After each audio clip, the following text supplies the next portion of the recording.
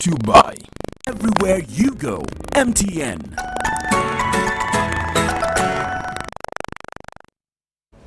Yes, welcome aboard. It's me, Micheal Lukomwa, with Elizabeth Nakakoni, and this is what we have for you this time round.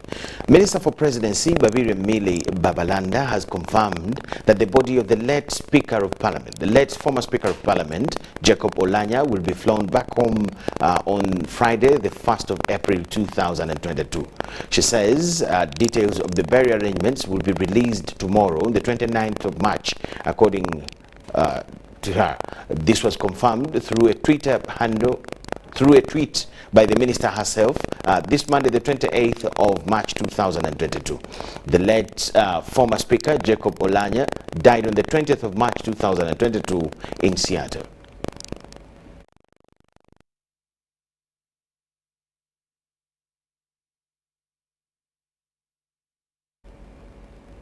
The Acholi Parliamentary Caucus has refuted media reports that the unfinished country home for the late Speaker of Parliament, Jacob Oulanyah, is hampering the return of his body from the United States of America. The woman member of Parliament for Kitgum, who doubles as the Secretary General of the NRM Parliamentary Caucus, Lilian Aber, made the remarks in an exclusive interview with UBC's Robert Onyango, as we see here. According to Lilian Abad, the organizing committee for the burial arrangements of the late former Speaker of Parliament Jacob Oulanyah is in the final stages of its preparations to release the burial arrangements scheduled in Omoro district. All the different districts in Acholi sub-region are having subcommittees in their districts to see how to plan for the people who are going to be joining other mourners in Omoro district on the D-Day for the burial. These are being spearheaded by all leaders who are closely working with the central government. Yesterday, the Chief Justice, Chairman Mao, and our chair of the Acholi Parliamentary Group were on radio. They are trying to talk to people.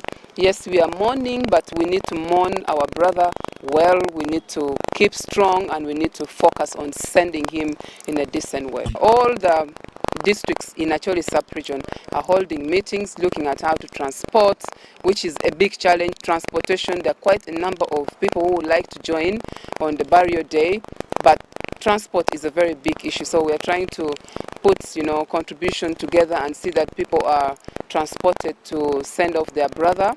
I have also been informed that other districts within Lango sub-region are also doing the same.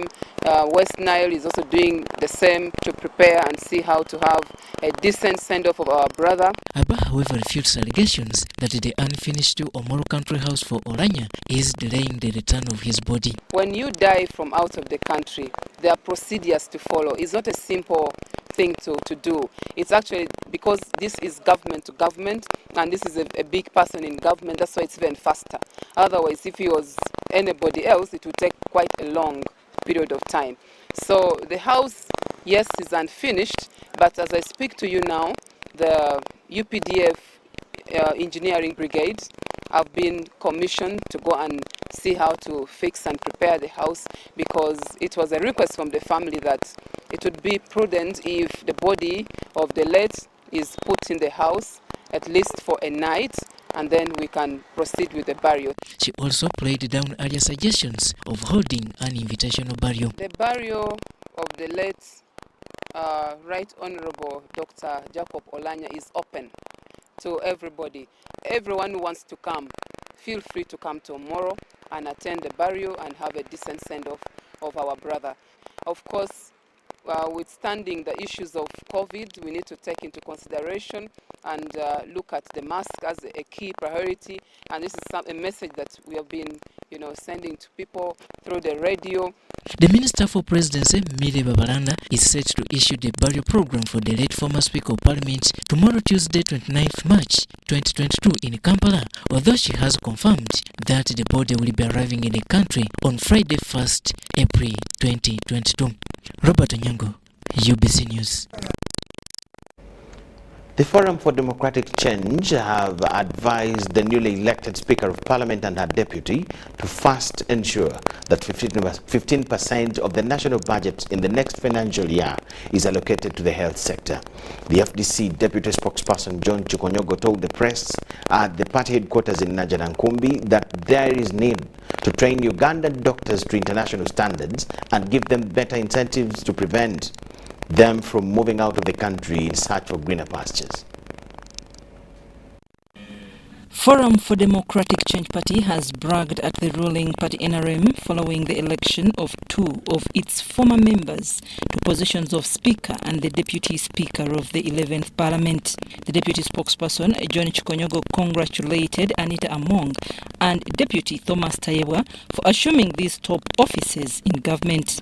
Our former colleagues are taking over most of these positions because we had trained them from our training wing to be leaders of the country today, yesterday, and 10 years ago. What to do is to ask them to summon the values they got when they are still with us. And you know, some of these offices they go to are very tempting. You have a lot of power, you have a lot of privileges. FDC urges Among and Tayebwa to ensure that Uganda fulfills the Abuja Declaration of allocating 15% of its national budget to health sector. So that we train our young, brilliant doctors on how to manage those diseases that force us to take our senior leaders to those good hospitals.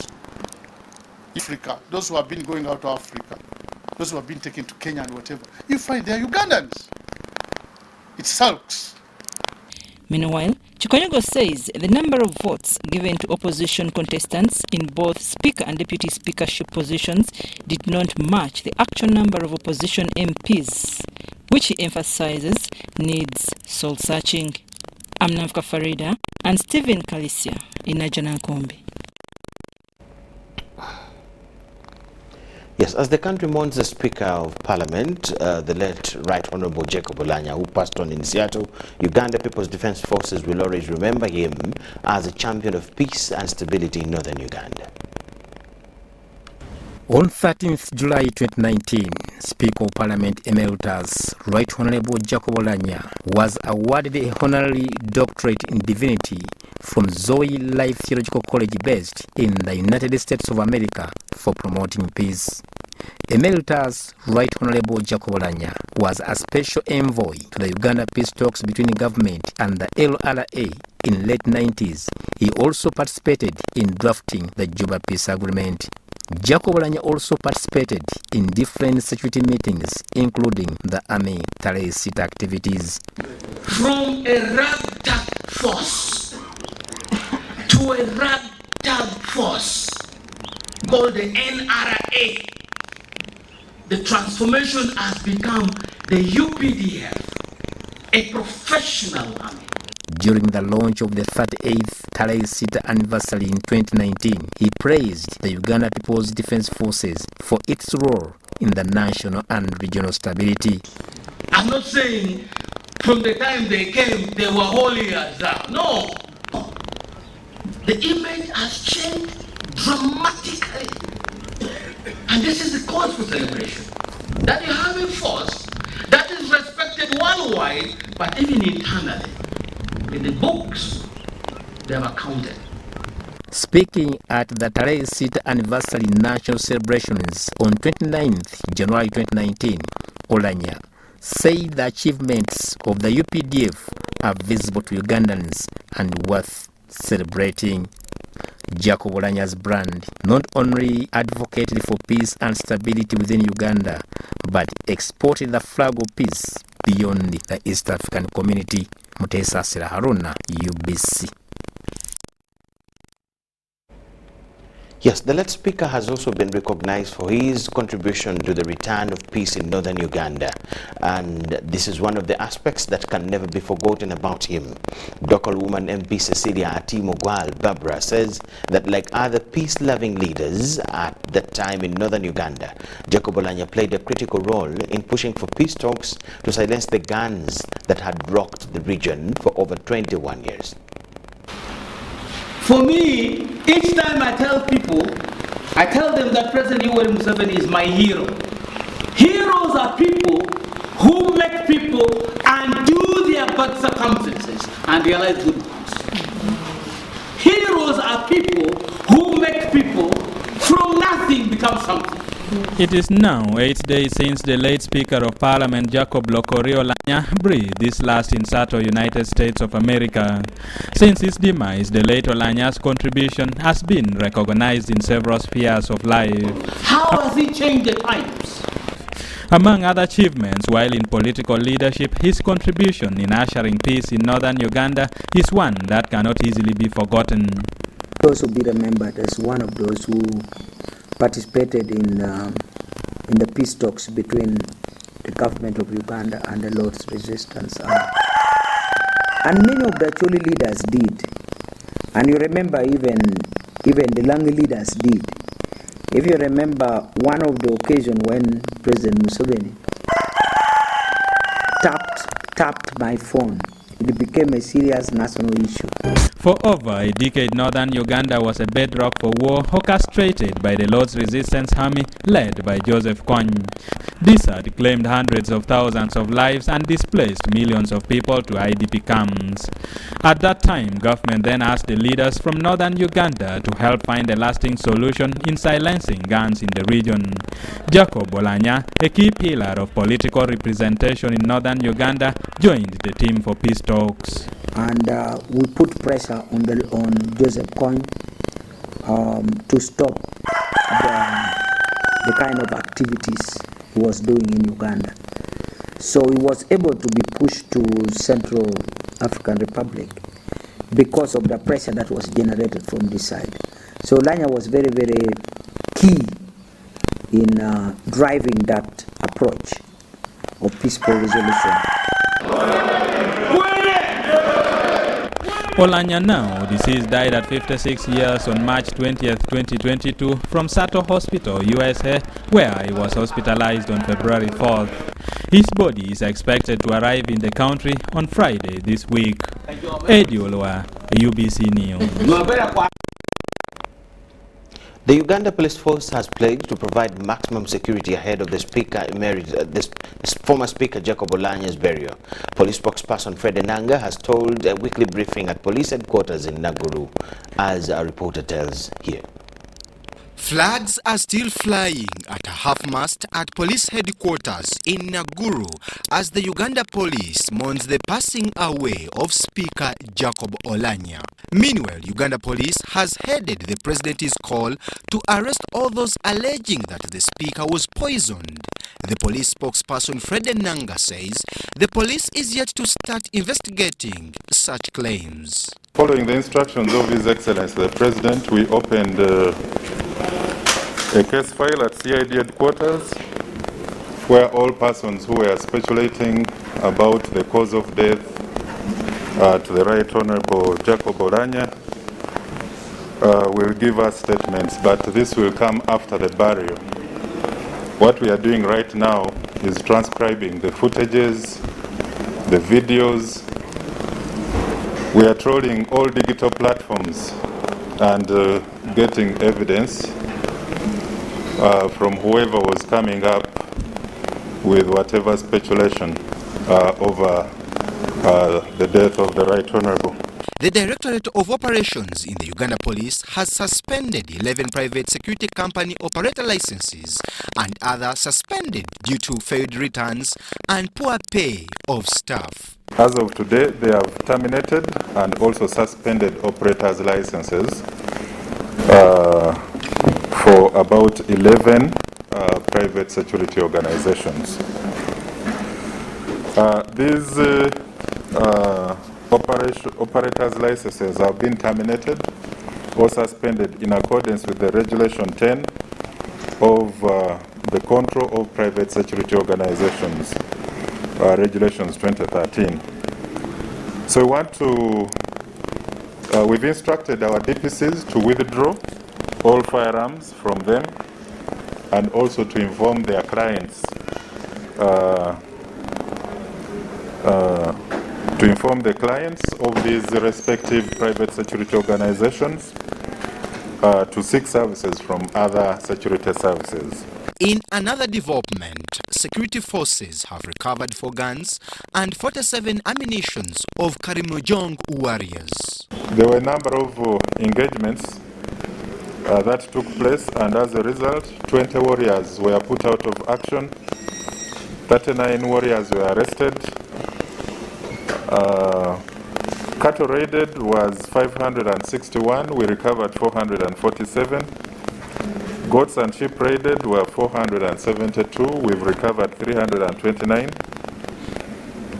5 civilians were killed by the warriors, and security forces killed by warriors are 4.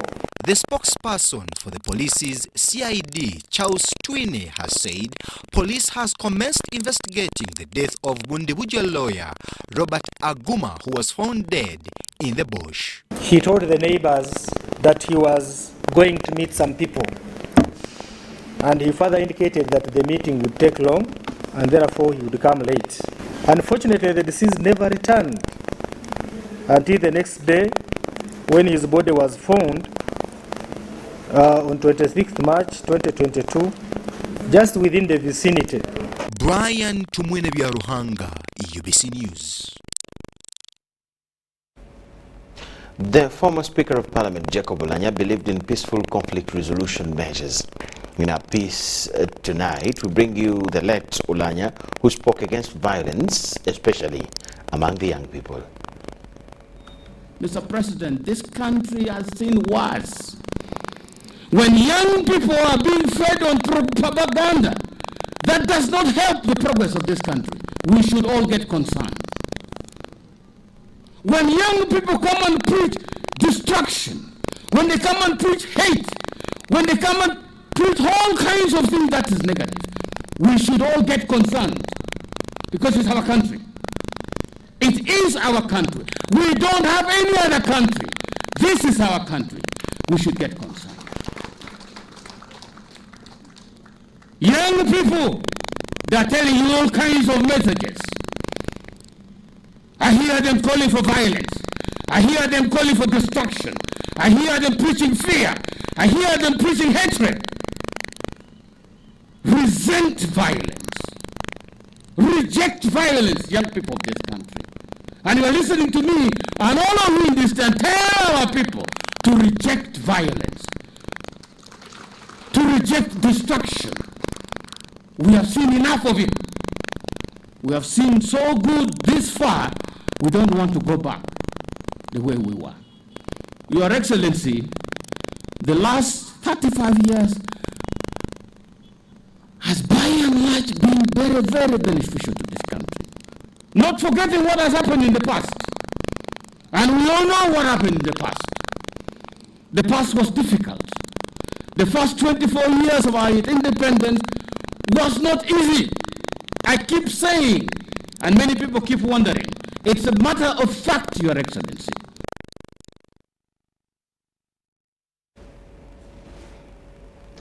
Thank you so much for watching. It's UBC News Tonight. Here is a very short break.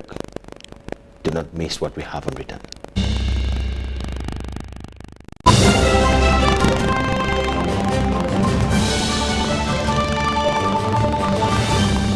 Today in history.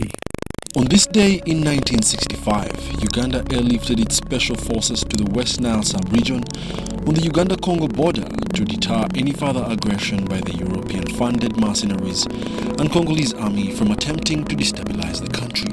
Earlier, the Congolese army had used a military jet to bomb Uganda territory, killing at least 3 Ugandan soldiers at Bura border in Arua district, West Nile. Later in the year, Uganda sent its troops to Congo. In spirit of Pan-Africanism, several African leaders of countries such as Tanzania, Egypt, Morocco, Sudan, and Tunisia, backed by Russia, decided that Uganda should send its troops in Congo to fight for revolutionary forces opposed to American influence.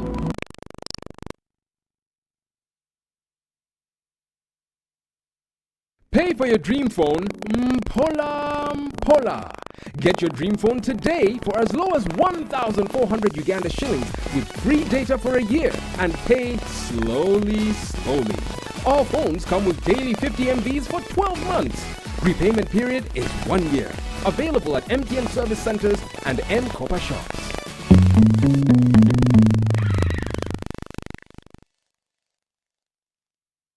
COVID-19 is still here with us. As Professor Maggie Chigozi states, the time is now for all of us to get vaccinated. When we have one person who's not vaccinated, it affects everybody around them, most especially the ones close to you. Keep your family safe. Anyone right now who's over 18 should go and get vaccinated. Because of the new COVID-19 circulating variants like Omicron, it is very important for all of us to be fully vaccinated with 2 doses of the same vaccine type. It's only those getting Johnson & Johnson who receive only a single dose to be fully protected. Even after vaccination, continue to adhere to all SOPs by wearing a mask properly, covering your mouth and nose, washing your hands regularly with soap and clean water, or using an alcohol-based sanitizer, maintaining physical distance of at least 2 meters from others, and avoiding crowds. Echa COVID-19, chija kugwa. This message is from the Ministry of Health with support from UNICEF and partners. Get connected today with the My Airtel 4G smartphone and enjoy free data for 1 whole year worth 86,500 Uganda shillings. That's free 2 GB for the first month and free 1 GB for the next 11 months at only 250,000 Uganda shillings with free data for 1 whole year worth 86,500 shillings, making the effective price of the 4G phone 163,500 shillings only. Airtel, the smartphone network.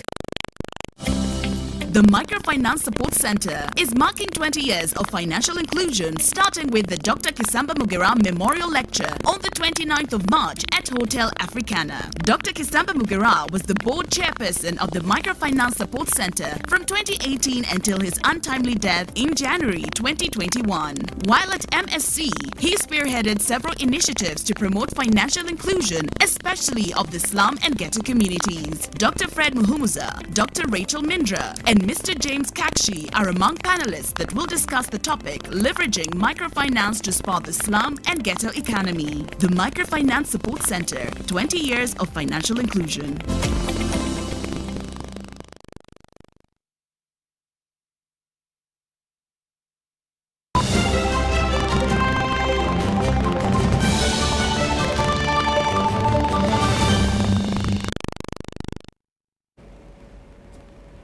UBC News Tonight. Welcome back from the break. Masaka Grade 1 Magistrates Court has committed legislators Mohammed Segiri and Alan Sewanyana to High Court for trial. It follows the Director of Public Prosecution Office confirming to court that the investigations in the matter were now complete. Legislators are facing murder charges. In another development, the hearing of Hassan Malemabi's case has flopped in Kampala Court. Embattled legislator Mohammed Segirinya for Kawempe North and Alan Sewanyana for Machinyo West have appeared at Masaka Grade 1 Magistrates Court for mention of the offences of murdering a one Joseph Wanika. The accused appeared in court via Zoom. Prosecution led by Richard Bilivumbuka informed court that the investigations in the matter are complete, thus requesting court to commit the legislators to High Court for trial. Bilivumbuka also asked leave to allow him add the one Senyonga Wilson on the charge sheet, which court granted. And the committee papers are ready for all the accused persons, including S3, who has just appeared in court.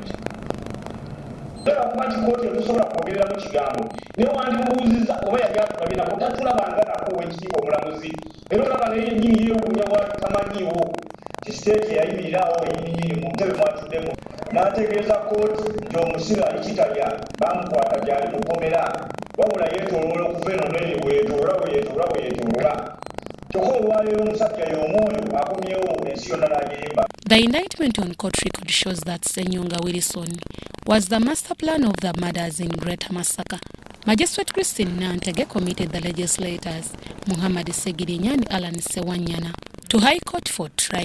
Central Circuit Television CCTV footages were retrieved and clearly show that the accused persons participated in the commission of the offense. The CCTV will be relied on at the trial. The legislators were represented by Councillor Elias Lukwago and Councillor Shamim Malende. Sikyabwenkanya ogamba nti omuntu eyatta Joseph Bwanika ate teyaleetebwa mu kooti. Ne bagamba nti Alan ne Segirinya be baamupangisa nga bavudde ku Happy Boys mu Ndeeba. Katugumiikirize tulabe nti tulwana High Court etufunire session eyamangu omusango guwulirwe. Muhammad Segirinya and Alan Sewanyana, accused of spearheading the Greater Masaka murders. They were remanded to Chigo Government Prison. Meanwhile, Magistrate Sanula Nambos of Buganda Road Court has set 12th April 2022 for prosecution to reply to Asani Malema Bilizi's application. Prosecution informed court that it was not set to reply to the accused's submissions, asking court to avail them with court proceedings. Mabilizi in this case is objecting to prosecution's intention to take over the case of offensive communication against him, citing that prosecution lacks locus. The Office of the Director of Public Prosecution was represented by Counsel Ivan Chaze. Asani Malema Bilizi is accused of insulting the person of Justice Musa Sekana through his social media platform. Deborah Nama Monde, Nantongo Rebecca, UBC News. Court has confirmed Joel Senyonyi as the duly elected Member of Parliament for Nakawa West constituency. This follows Court of Appeal dismissing Babubahi Shukula Mukesh's case on grounds that he failed to file the petition within the specified court's time. Meanwhile, court has indicated to deliver its judgment on notice in the case where Frederick Munyuirwe is challenging Waliomu Mwanika's victory for Kagoma County constituency in Jinja District. My Lord, we apologize for the delay. The parties in the petition where Babubahi Shukra Mukeshi is challenging Joel Senyonyi's victory for Nakawa West Member of Parliament seat, which include Electoral Commission, Joel Senyonyi's lawyers, and the appellant's legal team, have today appeared at the Court of Appeal. The parties appeared before Justice Geoffrey Chiawire, Stephen Musota, and Justice Christopher Gashirabaki. Justices of Court of Appeal dismissed Shukra Mukeshi's appeal on grounds that he filed it outside court's time. And it is not signed by counsel, and the counsel has not dated it. In the circumstances, this application is irregularly before this court. The application was struck out with costs to the appellant. Our petition had technical weaknesses from the word go. Somehow or another, my legal counsel had not managed the technical inputs well. Joel Senyonyi is now the duly elected Nakawa West Member of Parliament. From the word go, it was very clear that this petition was intended to waste my time, court's time, and of course resources. And what's for sure is that the petitioner succeeded at that. What he has not succeeded at is to overturn the victory of the people of Nakawa West. We are therefore going to embark on the process of vigorously seeking compensation for the time that he has spent. We saw that his lawyers wanted to appeal to the Supreme Court, which is outside the law. I beg your pardon, my lord. Meanwhile, court will deliver its judgment on notice in the case where Muniro Frederick is challenging Waliomu Mwanika's victory for Kagoma County constituency in Jinja District. The case is before the Deputy Chief Justice Richard Butera, Justice Helen Obura, and Catherine Bamgemerere. The respondents in this matter, Waliomu Mwanika and the Electoral Commission, want court to strike out the appeal. They just woke up as if they had actually abandoned the appeal. But when they woke up afterwards, they wanted to file the appeal. So we filed application to strike out the appeal. They also filed application to validate the appeal. We've requested the court to first consolidate the two applications for striking out and for validation to see whether there is a competent appeal before court. Meanwhile, the appellant Muniro Frederick wants court to reverse Waliomu Mwanika's victory for Kagoma County constituency. Natong Rebecca, Namamonde Deborah, UBC News. Still in court, Court of Appeal has confirmed Nopu's Charles Tebandeke as duly elected MP Bale constituency in Kayunga district. This is after Bale's political opponent, NRM's Ronald Mukasa Maiteri, withdrew the elections petition appeal that he had lodged against Tebandeke. Court has also indicated to deliver judgment on notice in the case where lawyer Julius Galisonga is challenging Abdul Katuntu's victory for the Bugweri MP seat. Ronald Mukasa Maiteri sued Nopu's Charles Tebandeke in Mukono High Court, accusing him of bribery and vote rigging. Judge Orif Kazare Mukwaya dismissed the petition with costs on grounds that Ronald Mukasa Maiteri had failed to prove the allegations. Although Mukasa challenged the decision in Court of Appeal, he has withdrawn the petition. Well, we have come to a conclusion that we need to sit down and agree to serve our people in Bale constituents and Kayunga in particular, because of the business schedule of both of us and the goodness of the places we come from.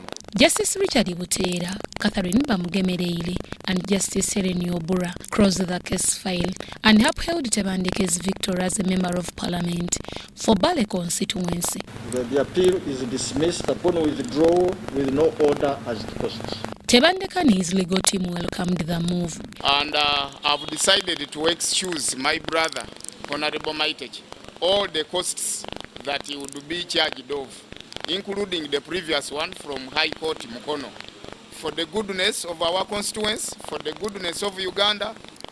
Meanwhile, court will rule on notice in the case where lawyer Julius Galinsonga is challenging Abdul Katuntu's victory for Bugweri County. According to lawyer Julius Galinsonga, the elections were marred with violence, which affected election results. He came to where I was supposed to be with a group of people who beat us up. One person lost his life, and that is the violence the court is asking about, and we couldn't continue with our campaign. And to make it worse, he went and even conducted campaigns in the very places that had organized campaigning.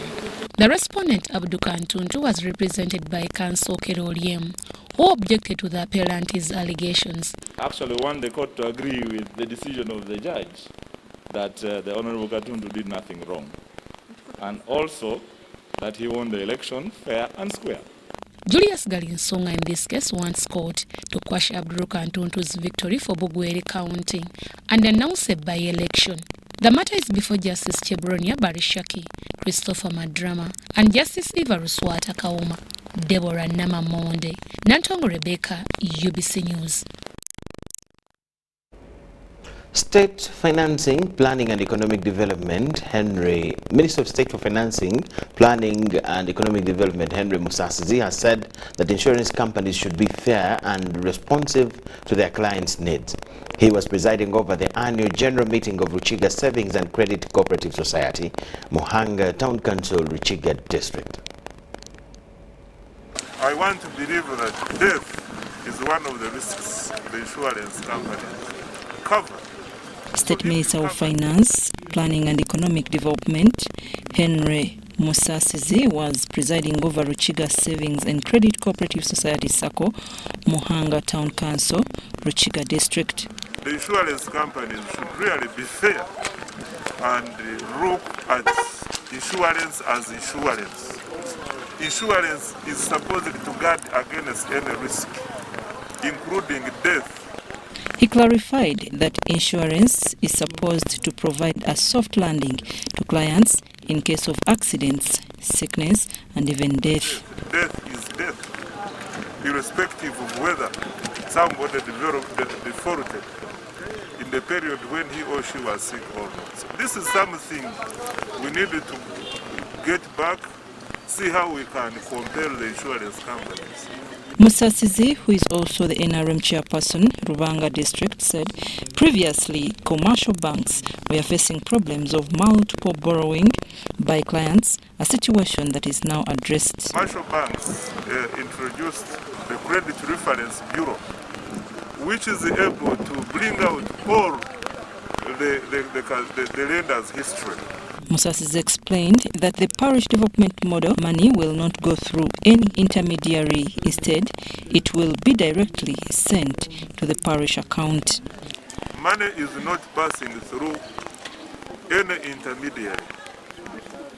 It is from Treasury, in other words, Ministry of Finance, to the parish account. The General Manager, Ruchiga Sacco, John Bosco Abaho, said multiple borrowing creates a defaulting burden eating into the Sacco's finances. Comes to Ruchiga Sacco, borrows, goes to another Sacco, borrows, and some go to the commercial banks, they also borrow. Now, I wouldn't be personally have a problem with multiple borrowing, but the problem is multiple defaulting. Having the Sacco sector, everybody in the financial sector, enrolled on credit reference, gives us a mandate, a chance to get this information about the credit history of these farmers. Ruchiga Sacco is a farmer-owned financial cooperative society operating in Kigezi sub-region, southwestern Uganda, with over 24,000 members from 7 branches. The guarantor is a family member, and the guarantor was an account in the Sacco. So those people who guaranteed the loan, they are liable to clear this loan because it still remains outstanding. A research conducted by Makerere University in Bududa, Katakwi and Amuda districts shows environmental degradation and climate change that are displacing people. This was highlighted in a report launched on migration, environment and climate change in Kampala by International Organization for Migration. Environmental degradation has taken center stage, with statistics showing that 41 of Uganda's total area experiencing degradation, 12% is in severe state of degradation. Forest reserves are disappearing, with deforestation occurring at a rate of 50,147 hectares annually. A report by the International Organization for Migration at Makerere University for Climate Change, Research and Innovations has found out environmental degradation has caused forced migration. On the main drivers of migration, you see water scarcity and water stress, which is can be linked to environment and climate, the poor quality pastures, the harsh climatic conditions, deforestation as the main problem, and riverbank destruction. Government of Uganda will ensure that the environment is protected through partnerships with development agencies. We are going to engage in more tree planting. How we are going to engage in giving an alternative source of life food rather than the destruction of our environment. For instance, we are going to engage our people who are living in the swamps or who are degrading our swamps. Each of us must live here when you know what you are going to contribute to conserve and save the mother nation. The International Organization for Migration shows a collective commitment to stop preventable migration. We, IOM, we are committed to working with the government to address matters of environmental degradation and climate change. At the policy level, we will look forward to working ever more closely with the Ministry of Water and Environment. Together, we are looking to ensure that matters of migration are integrated in national and district policy and action plan on climate change. A pledge of commitment to conduct more joint analysis and research to integrate disaster, strengthen efforts on human mobility challenge and climate change was signed by the International Organization for Migration and Ministry of Water and Environment. Joshua Kagoro, UBC News. Yes, we thank you so much for watching. The Toro Presidential Industrial Hub is set to empower the youth through common user facilities to join the money economy, according to the State House Controller, Jen Bareche. The Industrial Hub will train the youth in different skills, including bakery, bricklaying and stone cutting, shoemaking, tailoring and knitting, coffee and maize processing, welding and hairdressing. The Toro Presidential Industrial Hub is one of the 21 presidential industrial hubs around the country that will skill Ugandan youth. It is expected to accommodate up to 300 students per semester. Ask yourselves how we're going to do it. Because among all those skills, each one has a different capacity, current capacity. In welding and fabrication, we can have only 60. So you shall sit as different districts in a zone, and you divide the 60 by 6. Then you know how many you are to bring into the contribution of those totals. Then in carpentry and machinery, we also have 60. That is 60. Those ones, as you also 6, then you easily divide. That means each one of you is going to bring 10 people for carpentry. Ms. Bareche, who was meeting district leaders from Rwenzori sub-region at Kijuga village, Chenjojo district, said the program intends to assist the youth who have not had a chance to go to school but can get skills which will help them earn some money, thus ushering them into the money economy. Qualification, since these are basically hands-on skills, they are not too much into academic. We select whoever has a will to be trained. Whether he has a P7, whether he has a P3, whether he has a senior 6 and he dropped out, he cannot go forward, a PS4, whichever, if he's willing to be trained, is supposed to be brought here. The leaders at the meeting included RDCs, LC5 chairpersons and district NRM chairpersons from the districts of Kabarore, Chenjojo, Chegegwa, Kasese, Mundibujo, Kamwenge and Kitagwenda. The meeting was held to explain to the leaders the benefits and the guidelines of the regional presidential industrial hubs as they prepare to officially commission them to start skilling the youth. And make sure that they generate revenue for that locality. We are talking PDM. PDM has 7 pillars. I don't want to go deep. 1 pillar is enough for me and you. Number 1, it talks about production, it talks about storage, it talks about processing, it talks about marketing. Now, each of you in your heart, if you don't belong to any of the 4, then you're not in Uganda. She, however, warned leaders against any form of corruption in selecting the beneficiaries, saying this may fail the program. Since this is a skilling center for the president, we are not going to call them no. At this time, since we are all Ugandans, we are going to benefit from this. Because you never know, maybe this new support is going to cross this side and work for the party or for the government. We all serve the same cause in this country. So we don't distinguish between who is who or who is your friend. Don't look at your friends, don't look at your only children, don't look at your relatives, just act as leaders. That's why we called leaders, because us as State House, we could not sit there and think for you. We say let's take this information to our leaders so that they sit into their areas and see who is going to benefit. Basically, we should concentrate on low-income earners, poor families. We are going to qualify them at certificate level. Then as we progress, maybe in future, we shall either reach at degree level or introduce other courses as is proposed. Engineer Kamugisha Raymond, the head of the Presidential Industrial Hubs, applauded President Museveni for the initiative that is aimed at ushering the youth into the money economy.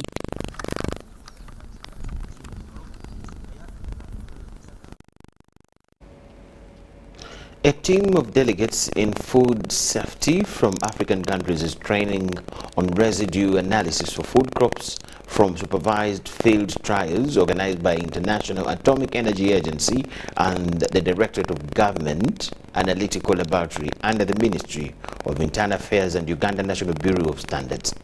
The 5-day training will improve standards of safe and nutritious food exports.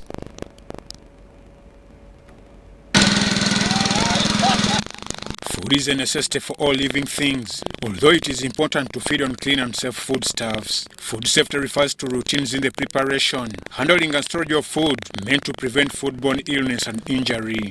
In the whole food supply chain, from the farm to factory, food encounters hazards that affect its health. Access to sufficient amounts of safe and nutritious food is key to sustaining life and promoting good health.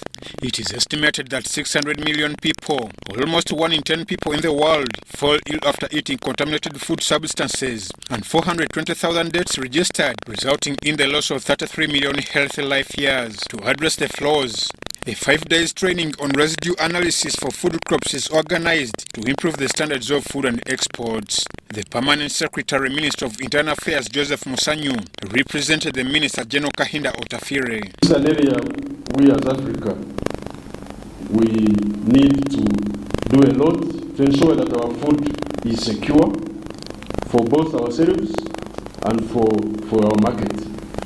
So I'm glad you have had time and you are prepared for this very important training workshop. Unsafe food creates a vicious cycle of disease. Pesticides are widely used in producing food to control pests. The course's supervisor, also a principal scientist at All India Network Project on Pesticide Residue, Keke Sharma, emphasizes proper use of pesticides to avoid damage. Since the pesticides play a very important role which can reduce the losses of the agriculture produced by the various insect and pest. If we don't use the pesticide properly, the losses due to various insect pests maybe goes as high as 40 to 50, even to the 60 to 70%. Kefa Kuchana Kateu, the Directorate of Government Analytical Laboratory under the Ministry of Internal Affairs, enlightens on the significance of lab testing for any food. We can now detect the food contaminants in the food crops. That's why now we have got these field trials of okra, and we see that we have applied the pesticide, we have observed the withdrawal period, and we are now harvesting it and we bring it in the lab and we detect how many days will it be safe for you to harvest. And from that information we can now relay to our farmers and create that sense, that awareness. Ivan Juko, Flower Semper, UBC News.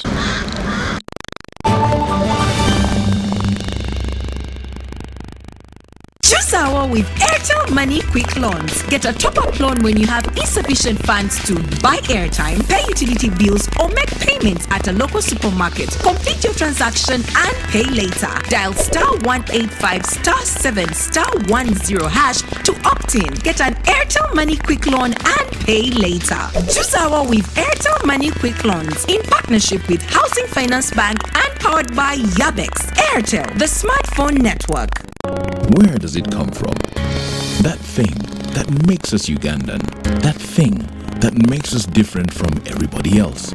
Where does it grow infinitely? Some say it's in our history, in our culture, and in our hearts, in our warm smiles and vast miles of coffee, dairy farmland, and amazing maize fields. It's in our inherent pursuit to always be better, to never stop growing and glowing. So you see, we are more than just a waving flag. We are a nation of sweat and skills, a nation of ideas and inventions. But what truly makes us Ugandan is our quest to improve the quality of life for Ugandans by creating sustainable jobs, businesses, and improving household incomes. That's what makes us Uganda Development Bank. Uganda Development Bank, inspiring development. Need to send money to a loved one but you don't have enough on your phone? Have you run out of fuel but you don't have enough money? Do you want to pay for yaka or water but have insufficient funds? Or do you want to shop but you don't have enough money? Don't worry, get away with MTN Momo Advance. Momo Advance tops up your Momo to complete your transactions. Dial *165*5*3# to apply. MTN Momo Advance is always available when you need it.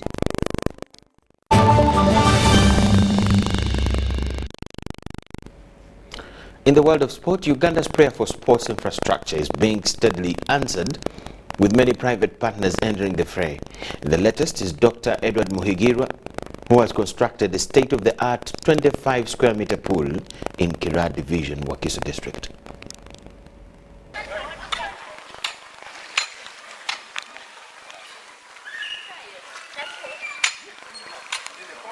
A few kilometers out of Kampala in the Kira Division area is this spectacle of a 25-meter swimming pool constructed by a private investor, Dr. Edward Muhigirwa. So there are a number of things we are doing to skill the young ones, especially in music, swimming, football, and many other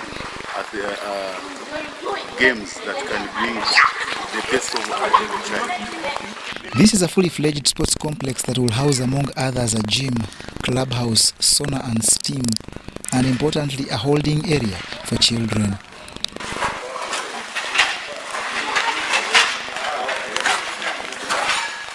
Uganda Olympic Committee President Donald Rukare is elated by this project, which adds on to the number of quality swimming pools in Uganda. These are the kind of Ugandans would like to commend and emulate because he's a private individual who is passionate about developing sport.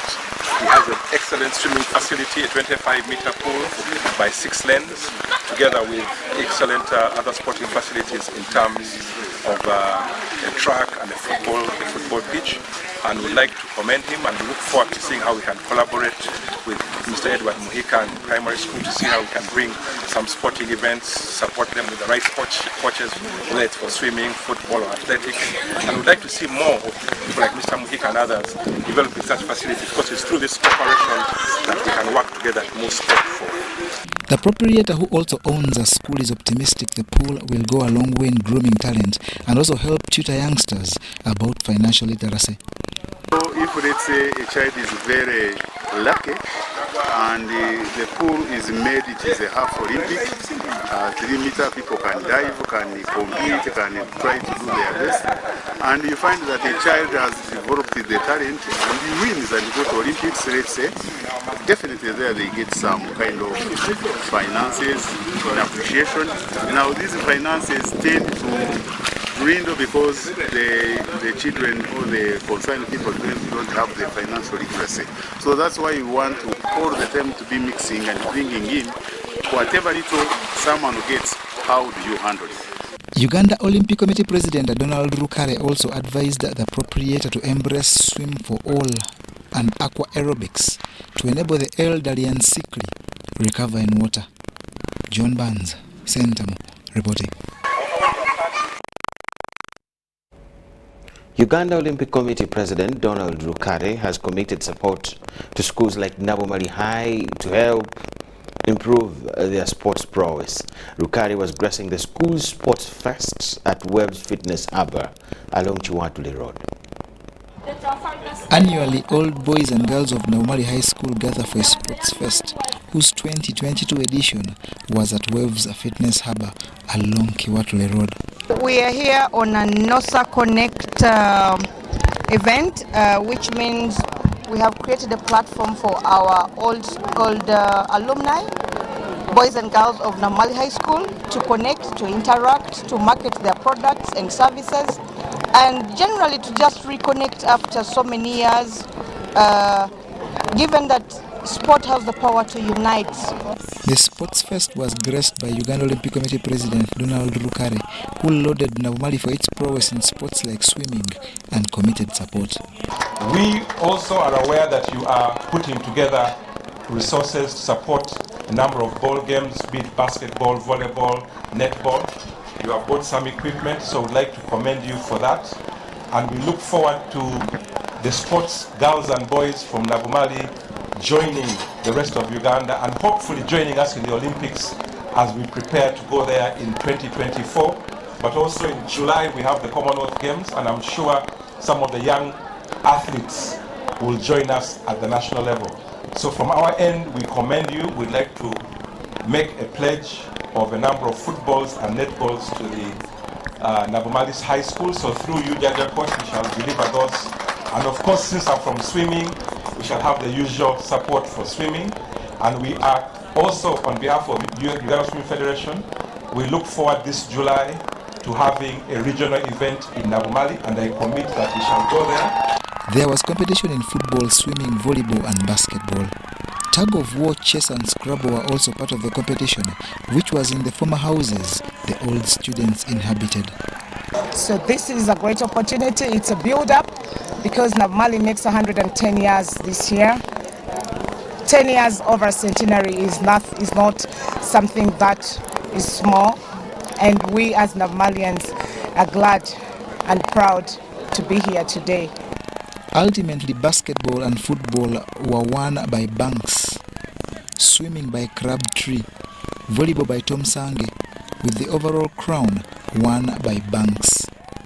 John Barnes, Sentamo, reporting.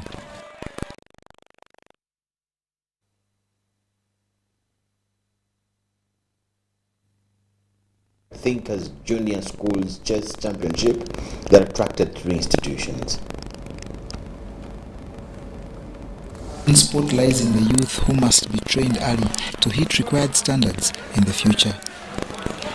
This was the reason organizers of the Great Thinkers Junior Chess Championship thought of when developing the idea. I'm one of the founders, Great Thinkers Chess Club, and our aim is to spread the game of chess throughout the whole of Uganda, through schools. The championship hosted at Kampala Academy in Kisasi was contested between 3 schools including Peak Primary School and Cleveland Hill Primary School. We are very privileged. The Great Thinkers is a club that initiated chess here in school, and this tournament is preparing our children to go for another tournament, which is it's called Father Grimes Chess Tournament. It's going to be held at Gombe Secondary School. So we are very privileged to host such a big team today. We are also very privileged that young children can play chess. The organizers co-opted several players that have benefited from the sport that offered counsel to the youngsters. I've acquired very many personal values. I've gotten the patience that I need in day-to-day life activities, because as a chess player you have to be patient as a must. The participants spoke volumes about this particular championship and chess, the sport. Chess has helped me very much in various ways. It has helped me think critically and make wise choices. Now I'm at Cleveland Hill.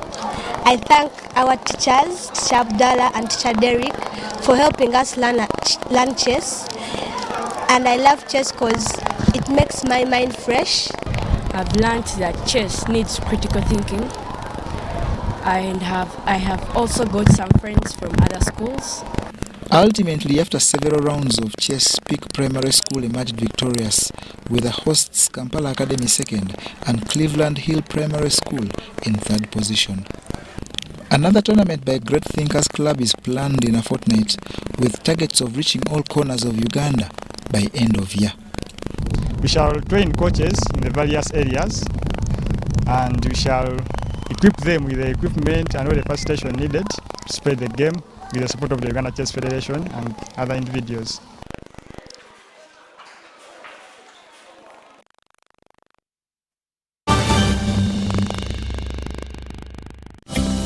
The Microfinance Support Center is marking 20 years of financial inclusion, starting with the Dr. Kisamba Mugera Memorial Lecture on the 29th of March at Hotel Africana. Dr. Kisamba Mugera was the board chairperson of the Microfinance Support Center from 2018 until his untimely death in January 2021. While at MSC, he spearheaded several initiatives to promote financial inclusion, especially of the slum and ghetto communities. Dr. Fred Muhumuza, Dr. Rachel Mindra, and Mr. James Kakshi are among panelists that will discuss the topic, leveraging microfinance to spur the slum and ghetto economy. The Microfinance Support Center, 20 years of financial inclusion.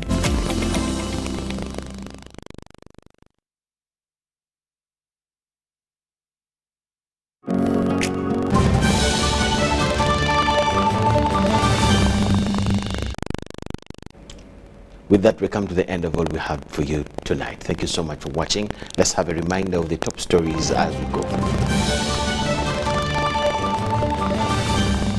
Brought to you by How to get points. Just use MTN to make calls, send SMS, load airtime, buy bundles, or pay for MTN subscription services. Everywhere you go, MTN.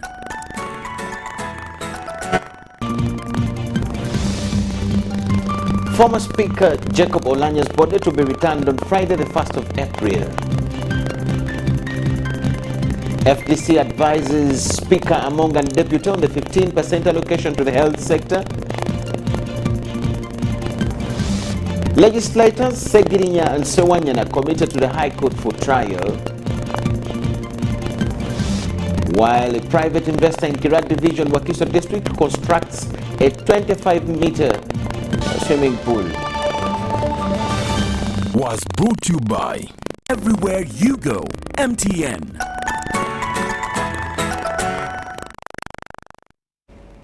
And that way, this is all we had for you tonight. My name is Micheal Lukomwa with Elizabeth Nakakoni and the whole team here. We wish you the best of the night. We'll leave you with the weather forecast reports here. My name is Tessa Mili with your weather update. We are still having thunder showers, most especially the southern part of our country towards the west, but the rest of the country is experiencing sunny intervals. Due to that, we had a highest of 28 millimeters of rainfall across Masindi, Arua with 9.4, Chitum with 8.5, so with the lowest of 5 millimeters of rainfall. Seeing the satellite pictures, we are seeing the rainbow back into our country, enhanced with local effects around Lake Victoria, bring us the thunder showers that we're experiencing lately. Tomorrow morning, we expect to wake up with light thunder showers in southern part of our country towards the east, while northern part of our country towards the west is expected to continue with sunny intervals. Afternoon hours, though, we expect a pick-up of light showers in most parts of our country. Temperature is up 30 degrees of maximum across Karamoja regions, 29 across central regions, 26 in our capital city Kampala, and across Lake Shores 29 and 27, Kabale with a lowest of 22 degrees Celsius. Is moving out of Uganda, touring the cities across the group. Of forecasting sunny conditions across Cairo and New York at maximum of 26 degrees Celsius across Cairo, New York with low temperatures of 5 degrees Celsius, Dubai with sunny intervals, London with cloudy conditions. Paris is expected to have light showers. Thanks for tuning on UBC. My name is Tessa Mili. Stay tuned and see you tomorrow.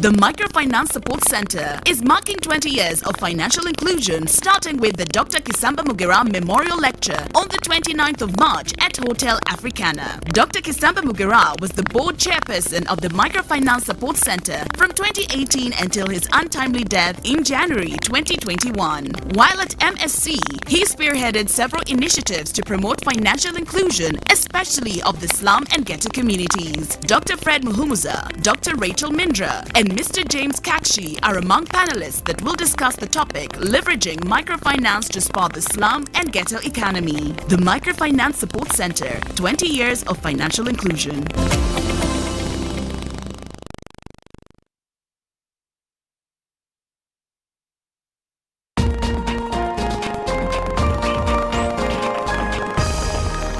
This week on UBC.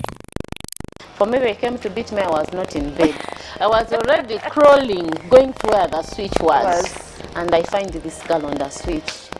Whatever happened that night, it's history. Before the bank knew it, I had a degree. And everyone was like, why did you study this? Because the moment they knew there was going to be trouble. Yes. And when these guys were shooting, of course, they threw a tree on the road and then started shooting from the front. They killed other people and a few of us survived. And so I had to trek about almost 22 miles inside the villages without knowing until I reached home. That was traumatizing. If you are a girl, reach a time and compose yourself.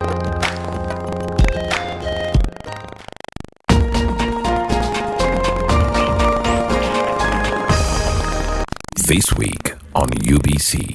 Basically, we are supposed to collect empirical evidence and publish it on basically use and reuse and recycling of rice byproducts, particularly the two byproducts of husks and rice straws. So we want to show that those kind of initiatives, first of all, are sustainable, they are commercially viable, through empirical evidence. But also secondly, we also want to promote sustainable rice production systems by the various rice value chain actors.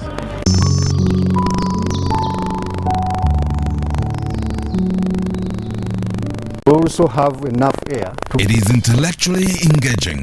And you can only become a leader when there are problems. I like that. The same applies to Rwanda, Burundi. So what are we federating?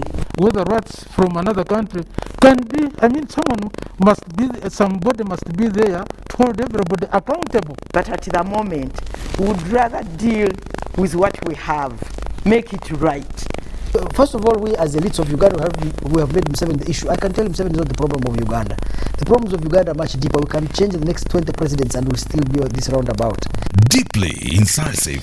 The different political forces that we have in the country, we don't seem to really have achieved that minimum political consensus over certain things. Authentically symbolic and insightful.